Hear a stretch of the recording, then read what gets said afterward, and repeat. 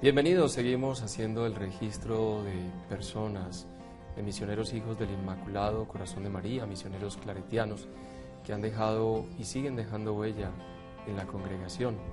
En esta oportunidad tengo el gusto de saludar a José Antonio Santana Hernández, un hombre que ha dedicado su vida a la dirección como provincial de la congregación, pero sobre todo ha sido un promotor vocacional, una persona que ha alentado a los jóvenes a seguir el camino de los claretianos con toda la pasión, con todo el amor.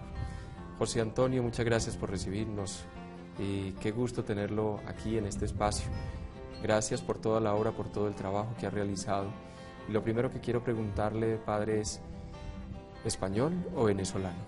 En primer lugar, gracias por también permitirme poder expresar lo que ha sido mi gran ideal, seguir el camino de Jesús construyendo su reino. Bueno, nací en las Islas Canarias, ahí junto a África, 100 kilómetros de África, 1000 kilómetros de Europa. Nací en las Palmas de Gran Canaria. Más cerca del África que... Sí, 100 kilómetros, pero el Sáhara, o Sahara, y 1000 kilómetros de Europa. ¿Con ancestros africanos, con ancestros españoles? No, todos españoles, sí, mi familia. Las Islas Canarias, digamos, los originarios eran los guanches, hombres altos, blancos. Parece ser que venían del norte de Europa algunos y otros del norte de África. Entonces, según las islas, pues los ancestros eran de distinta configuración. Sí. Pero el acento es venezolano. Sí, porque eminentemente me siento venezolano. Sorpresivamente un día en Buenos Aires descubrí algo. Me preguntaron, ¿usted qué es? Yo dije, venezolano. Digo, ¿cómo? Estoy mintiendo, pero... Y es que me salió tan de dentro ser venezolano que así me siento yo, venezolano. España para mí es una referencia fundamental. Ahí están mis familias, están mis seres queridos. Pero no me siento extraño en Venezuela porque en las Islas Canarias a Venezuela la llaman la octava isla por la cantidad de migrantes después de la Guerra Española, en la Primera Guerra Mundial. Muchos canarios, a los que llaman isleños, hacen vida en Venezuela. Ah, qué bien, qué maravilla. Nació el 10 de diciembre del 39. Sí, Día de los Derechos Humanos. ¿Y cuánto tiempo pasa en España? Pues ya yo le he dicho a mi familia que la última vez, en diciembre pasado, que ya no volveré. Cada 2 o 3 años, pues teníamos el permiso para ir de vacaciones.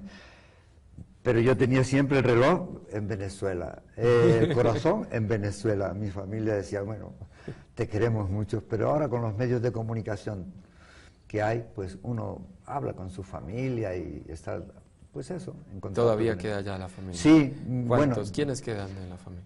Bueno, mi mamá murió cuando yo tenía apenas 3 años, y mi papá cuando tenía 10. Éramos 7 hermanos y fue un niño muy querido, muy mimado, porque era el último, el Benjamín de la casa. Quedamos los 3 últimos. Pero huérfanos muy temprano todos. Sí, teníamos una familia, teníamos los abuelos también, pero... Entonces nos creamos, uno de los elementos que uno vivió fue la fraternidad, el cariño, el mimarnos unos a otros. Eso fue algo lindo que es como una herencia familiar. Y el recuerdo de mi papá, con 2 palabras fundamentales en mi vida. Cuando llegaba en la tarde me decía, ¡capitán! Me daba un abrazo. Yo me sentía la autoestima, subidísima. Me decía otra palabra algunas veces, José Antonio. Me hacía llamarme a mí mismo, ¿qué ha pasado? ¿Qué he hecho que no está bien? Y entonces eso me ha creado una especie de autocrítica, de exigirme a mí las cosas que me tengo que exigir. No ser simplemente capitán, sino también exigirme a mí mismo lo que tengo que exigirme como cualquier persona, para no ser para los demás una carga o una especie de cruz pesada, sino ser gratuidad, ser amor, ser comprensión, ser hermano. ¿Conoce allá en Canarias a los claretianos o dónde los conoce? Sí, precisamente con la muerte de mi papá me entró como una crisis, me volví un tanto rebelde. No admitía que mi papá hubiese muerto, entonces era como rebelde. Y mis hermanos dijo, solución, llevémoslo a un colegio de curas, era el menor de todos. Y me llevaron A los jesuitas, no, intentaban. Los salesianos, que son... Y encontré un claretiano amable, sencillo, el padre Agapito Robles, y dijo, oye, estos curas sí que me gustan. Yo sé que las otras congregaciones son excelentes congregaciones, pero... ¿Qué tenía Agapito que lo hacía distinto? Agapito, pues, la sencillez con que me trató, empezó a hacerme preguntas, más que hablar con mi hermana, empezó a hablar conmigo. Me tuvo en cuenta a mí. Y yo intuitivamente, ahora lo pienso, pero en aquel momento sentí que, oye... Era como que te volviera a decir capitán. Sí, como si volviese a decir capitán. Entonces, quizás sería eso. Mira, no me había dado cuenta que a lo mejor puede ser ese capitán de otra forma. Sentí que era simpático, que sintonizábamos. Posteriormente, al entrar, me acuerdo de un padre flaquito, espiritual, el padre Federico, dije, oye, me gustaría ser como esos curas, quisiera ser misionero. Y ahí empezó el germen de la vocación. ¿Con cuántos años, padre? Ahí tendría 10, 11 años. ¿Cómo se acostumbraba en esa época? Así como muy etérea, no estaba consolidada nada. Pero era la costumbre en esa época, que de 11, 12 años. Pero no entré en ese momento, sino que seguí estudiando, entré a la congregación, hice el noviciado, hice 2 años de filosofía, salí, me lo repensé. ¿Se dio un tiempo? Sí, estudié educación y la congregación nuevamente me dijo que sí. ¿Cuánto tiempo entonces estudiando por fuera todavía? Pues de 4 o 5 años, cosas así. Daba clases y demás, pero era como una necedad mi vida en el sentido social. El dinero que ganaba algunas veces era para ayudar a la gente, me eché mi noviecita, pero mientras estábamos bailando yo estaba orando. Sí. Digo, esto es una contradicción, ¿no? Creo que mi camino es otro. Y claro, le dije a Dori, mi amor, ella me insinuó, ¿por qué no nos vamos de misionero? Y yo sentía que más que vocación me tenía un gran amor, y yo le sigo teniendo cariño y respeto. Ella es casada, tiene sus hijos en Canarias. No nos escribimos, no cortamos esa relación. Cuando voy, la veo y digamos, nos encontramos en la misa, en lo que sea, la saludo, pero siempre hay un recuerdo bonito de aquella muchacha linda que se llamaba Dori. Pero había un amor más grande. ¿Qué sentía, padre? ¿Cómo le hablaba el Señor o qué experimentaba usted? Por decía, los hechos, Señor, te voy a entregar mi vida. Pues por los hechos, había una insatisfacción de las cosas. Pues yo no sé lo que allá... El guateque que le decían, bueno, ir ahí unos con otros. Yo sentía que, me sentía como extraño. Y yo era también, me gustaba dar broma, echar chistes, pero por dentro había otra cosa que no acababa de cuajar. El amor con ella era un amor respetuoso, lindo. Me acuerdo que estábamos en el cine, tuve la tentación de ponerle después digo, concha, le estoy faltando el respeto, a lo mejor la miraba, no, ella estaba tranquila, pero entonces cosas como esas sentí que bueno, estos son intimidades necias, pero eran como signos de que mi vida a lo mejor no era la vida matrimonial, sino un amor que se realiza de otra manera, con afecto, con cariño, con cercanía, con plenitud, con realización de la persona, sin necesidad de que te sientas obligado a un proyecto con una persona a la que te tienes que entregar, porque el amor en pareja tiene que ser eso, donación. No es que ella me pertenece, sino que yo me consagro a ella en el amor. Y esa es una opción linda y bonita. Nunca más lo he pensado, pero hubiese sido lindísimo tener los hijos. Ahora de abuelito siento gran ternura por los niños, y los niños también sienten como un afecto. Allá en el Delta, algunas veces me dicen, Papá Dios.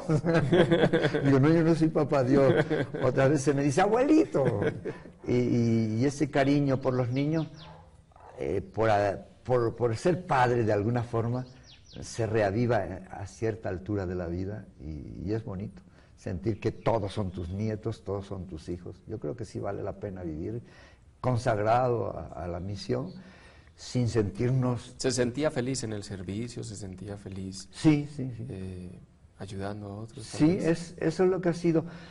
De tal manera me confirmó esto otro padre, ya el padre Teodoro Crespo, que un día íbamos con otros muchachos y un muchachito ¡pum!, se cayó y se hizo sangre. Y yo enseguida fui a cuidarlo, ¿verdad? Y el padre dice, así me gusta. Eso es lo que tiene que ser el ser humano, un servidor, un estar atento al otro caído. Eso que era una cosa simple, sencilla, pero en mí sonó a otros caídos y a otros servicios posteriores. En aquel momento, de una manera intuitiva, no racional como te lo hago ahora, o te lo comparto, pero sentí que sí, que yo estoy a lo mejor llamado a servir, porque sirviendo es que uno se realiza. Parece que la mayor plenitud del ser humano lo reflejan las mamás o el papá, la mamá o la mamá que día a día entrega su vida. Yo digo, en Venezuela mucha gente con tantas noticias negativas, salen en los periódicos los muertos, el narcotráfico, la droga, etc. Digo, ¿cuándo empezaremos a hablar de en positivo? ¿Cuántas mamás, millones de mujeres en el mundo se levantan cada mañana para hacer una arepita? ¿Cuántos hombres parten para el trabajo a llevar a la casa el pan de cada día? Eso no es noticia solo para Dios y bueno, para gente que va descubriendo que en los seres humanos hay mucho de amor y mucho de servicio. Lo que otros llaman el enfoque apreciado, la lectura de la vida por las cosas buenas. Sí, sí. Si cambiamos ese chip, Sí, sí. vamos a tener unos países distintos. Sí, ciertamente. Veo que en el 69, es decir, a los 30 años, tiene la tonsura, Ajá. que Sí. es algo que no registrábamos nosotros en las comunidades actuales. Sí, sí. Supongo yo que era quitarse el pelo en Sí, cierta parte sí. de la Sí, era una cabeza. especie de acabar con la mundanidad del mundo para ser consagrado a Dios. El obispo con una tijera te quitaba y luego teníamos que hacernos una coronilla. Yo nunca me la hice porque fue los años después del concilio, ya eso era. Y nuestro curso en Salamanca fue el último de los que se hizo la tonsura. Ese era el paso previo. Sí, como sí, con el Salmo, el Señor es mi lote, mi heredad, mi herencia está en sus manos, es decir, me entrego a Dios, pero en una entrega como huyendo del mundo, ¿verdad?, la mundanidad. Sí. Y es precisamente el llamado de Dios a estar en medio del mundo como sal de la tierra, como luz, no como persona privilegiada que hace del estatus clerical un beneficio, sino que tiene que ser un servicio. No se estudia, no se vive, no se convive con la gente desde un escaño superior, desde una actitud de prepotencia, de todo saberlo, de dar soluciones a todos, y menos de condenación o desde que cree que tiene a Dios en su mente y en su corazón para ir juzgando a la gente y condenándola, ¿no? Yo creo que el clérigo, el que se dedica a la iglesia, el que está en medio del mundo, lo que tiene que transmitir es misericordia, bondad. Lo que nos dice este regalo de Dios que Francisco, el Papa, viviendo la alegría de anunciar el Evangelio, no la amargura ni la prepotencia de creernos más que nadie, porque todos somos pecadores, somos seres humanos, pero hemos descubierto la gratuidad, el amor de Dios, y queremos decirle a los demás que sí, que vale la pena vivir, tratando de vivir bien y convivir bien con los demás. Como huir del mundo, pero metidos en él. Sí, la huida del mundo es lo que el mundo considera como la gran realización, el consumismo, la apariencia, el doctorismo, la referencia, los títulos. Eso creo que a mí por de pronto no me llena, ¿no? Ni los títulos, ni bueno, antes decías provincial, bueno, eso de provincial a mí fue... Para allá vamos porque me parece muy interesante que haya sido provincial durante varios periodos, 3 periodos como provincial y 4 como vicario provincial Sí. allá en Venezuela. No era Colombia-Venezuela en ese entonces. Sí. Venezuela era una provincia aparte. Aparte, sí, provincia, luego quedamos de delegación. El hecho de ser provincia o delegación se realiza porque hay suficiente personal, el futuro se ve que va a ser próspero en el sentido de personal. Cuando la cosa está así, pues nos unimos para fortalecernos en lo que es la promoción vocacional, en la formación y en la pastoral. Los débiles tienen que unirse un poquito, y Colombia es un poquito más fuerte que nosotros y nos unimos fraternalmente. Pues lo eligen provincial, y no sé si usted decía entonces como el Papa cuando lo escogieron, que Dios les perdone el daño, sí. lo que habéis hecho. Sí. Así más o menos lo miraba usted cuando lo elegían provincial. Recuerdo perfectamente que cuando me eligieron yo no. La verdad, parece un dicho ya, como un yo no lo deseaba. La verdad es que no lo deseaba, porque conlleva muchos, digamos, muchas cosas que uno no quisiera, decisiones y cosas donde entran pues los hermanos, la gente. Y yo renuncié, puse la renuncia cuando me eligieron y salí fuera, pero los capitulares lo retomaron y así lo hicieron. Nuevamente me reeligieron después, y la tercera vez, que ya fue en un periodo posterior, también renuncié. Digo, yo renuncio.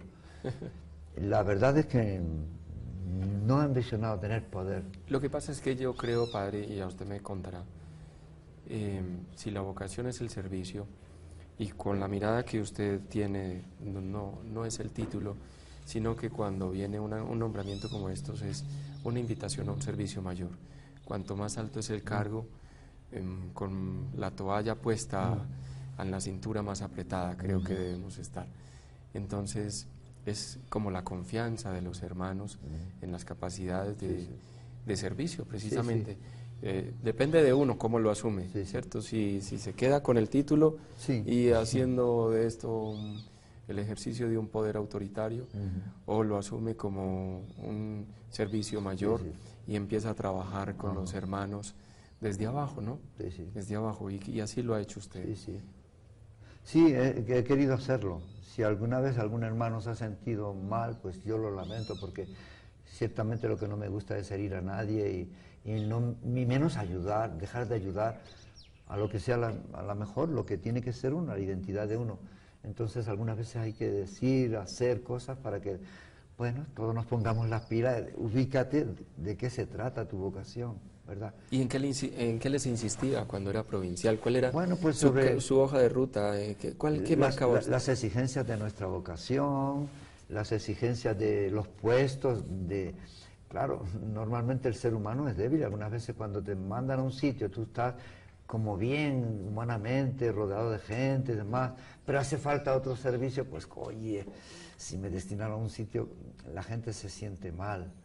Entonces uno no trata de herir, pero uno trata de que, bueno, luego puedes encontrar tu felicidad en el trato con la gente, porque yo creo que la fórmula fundamental es vivir en medio de la gente, siendo y haciendo feliz a los demás. Uno finalmente hace los espacios y uno finalmente hace los lugares. A veces los lugares apartados se ven de pronto en las congregaciones como castigos o como privilegios, el que unos estén en un sitio y otros en otro, pero los lugares los hace uno. A veces es mejor ese lugar más apartado, donde estás con los más pobres entre los pobres, y ahí ejerces tu servicio y el Señor te da un gozo interior, una felicidad, una proyección enorme. Poder trabajar con comunidades que necesitan todo. Uno hace entonces los lugares, Padre José Antonio. Sí, y uno hace los lugares porque a mí me ha tocado vivir en lugares como especiales en el sentido de la violencia, de muerte. A mí después de ser provincial me mandaron a la misión del Delta y luego me pidieron que fueran a la formación y fuimos a vivir a Petare, uno de los lugares más violentos del mundo de Caracas, y allí en medio del pueblo me sentía feliz. Digamos, la vida de comunidad era linda. Descríbanos el Petare. ¿Cómo el es? Petare es, pues eso, los barrios de aquí, de Medellín, donde las bandas, los picúas, los curas, un grupo vivía al lado de la banda. ¿Se llaman los curas? La banda de los curas, un montón de bandas que se enfrentaban desde niños, jóvenes, donde uno veía la muerte, donde uno sentía la violencia. Desde mi habitación por la noche oía al malandrito reírse, jactarse de cómo pusimos de rodillas al portugués llorándonos para que no nos matara. Uno sentía todo ese sufrimiento del ser humano que estaba de rodillas y de la vaciedad de ese muchachito con una pistola en la mano y jactándose de eso y riéndose y gozando. Ese grupito de seres humanos que también eran mis hermanos.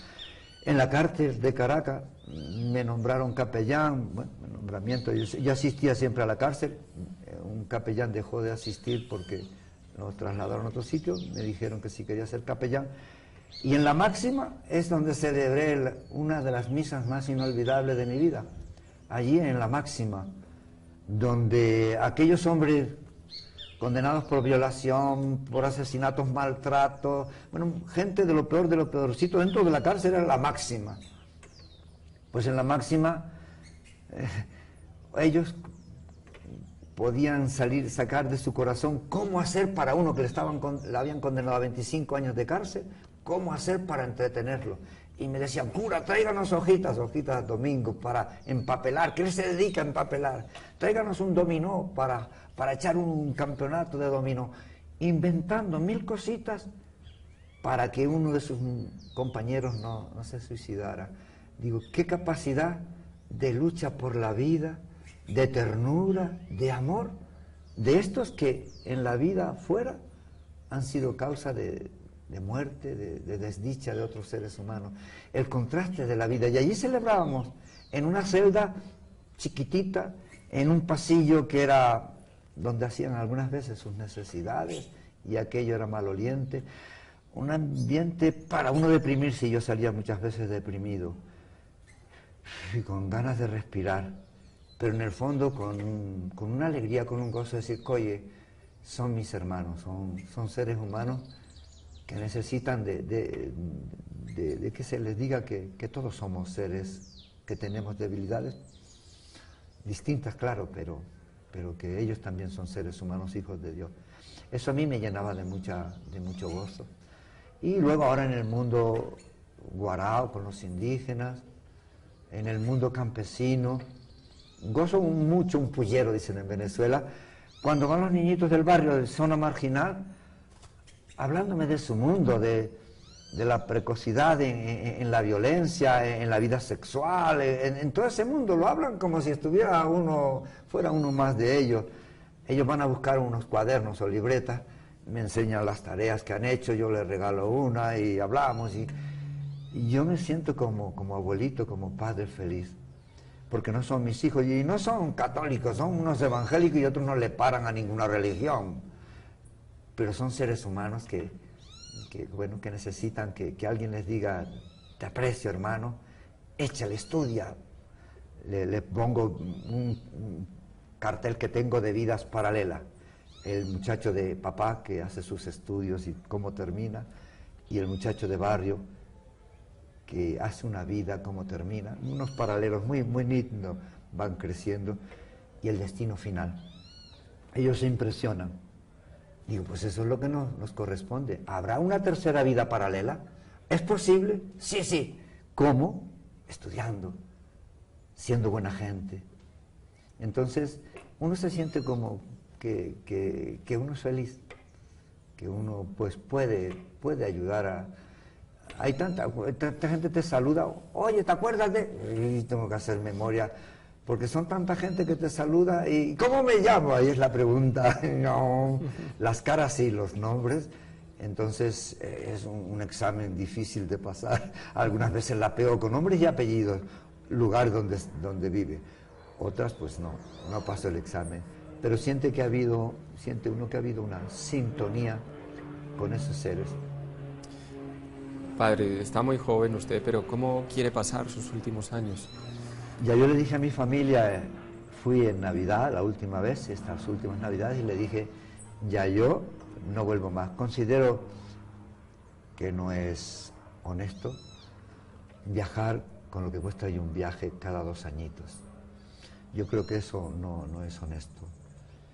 El que pueda que lo haga, y el que no tenga como norma vivir el seguimiento de Jesús, pobre, casto y obediente y servidor. Pues yo le he dicho a la familia que quisiera estar ahí. Los superiores son los que determinan. Yo le he dicho al padre Javier, que es nuestro provincial ahora, que estoy dispuesto a todo. Ellos me dicen, ¿usted está aquí feliz? Yo, sí, pues aquí siga. Me gustaría quedarme ahí en el Delta Macuro, en el Triunfo Sierra y Mataca, en medio de los pueblos del río indígenas, Guarao, y haciendo lo que pueda. Que para mí lo más importante es el compartir con la gente.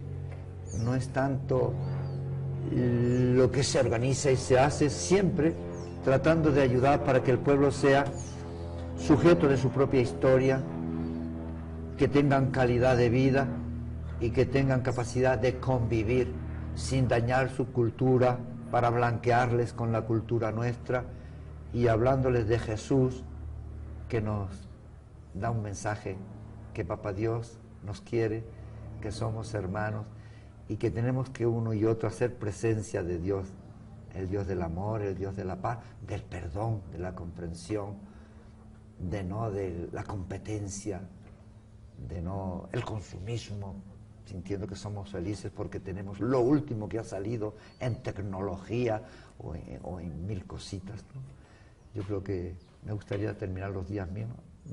Algunas veces pienso que no son muchos los que me quedan, pero yo vivo el día a día. No tengo como angustia de proyecciones grandes, sino la cotidianidad. ¿Qué le agradece a la congregación de los claretianos? Pues todo. Después de mis padres, de mi madre que me dio a luz, Ana, cuando moría mi mamá, algo que decía que sentía su muerte por sus hijos, especialmente por el Benjamín, que era yo. Mi papá, esta es mi madre, quiero ser fiel a la congregación, que es ser fiel a Jesús, vivir mi vida con honestidad, ser sinceros con Dios, no engañarme a mí mismo, cuando sienta que las cosas no son como la congregación me pide, la iglesia, el pueblo me pide, entonces decir, hasta aquí llegó mi vida como claretiano. Si puedo seguir adelante, trataré de no fallar en lo que me están pidiendo. Le debo a la congregación pues todo lo que soy, desde los estudios en Canarias, todo mi, no sé, llamar pobre o mediocre o no sé qué, no me considero un intelectual, no soy. Pero mi formación teológica, filosófica, toda pedagógica que me ha dado la congregación, pues se lo agradezco a ella. Mi vida me encuentro que no tendría sentido si no hubiese sido claretiano. Bueno, a lo mejor sí, Dios sabe qué, pero le agradezco todo. Y los claretianos tienen nombres concretos,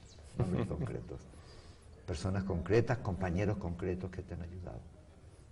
¿Y hoy qué le dice al Señor? Pues se lo digo todos los días, Señor, ¿qué quieres que haga? ¿Sí? ¿Qué quieres que haga como opción en mi vida? ¿Quieres que esté aquí? Cada día me enfrento con 1000 pequeños problemitas de la gente. ¿Qué quieres que le diga? ¿Qué quieres que le ofrezca? ¿Qué quieres que pueda hacer yo por esa persona? Por esta mujer que viene con 2 o 3 hijos, ladroncitos ya desde pequeño. ¿Qué quieres que le diga? No solo una palabra, sino ¿qué más? Con el jovencito que está descarriado, ¿qué quieres? Todos los días le pregunto al Señor, ¿qué quieres que haga hoy? Porque la cotidianidad, el día a día, pues tiene sus afanes, tiene sus tareas que hacer. Pues Padre José Antonio, muchas gracias por recibirnos.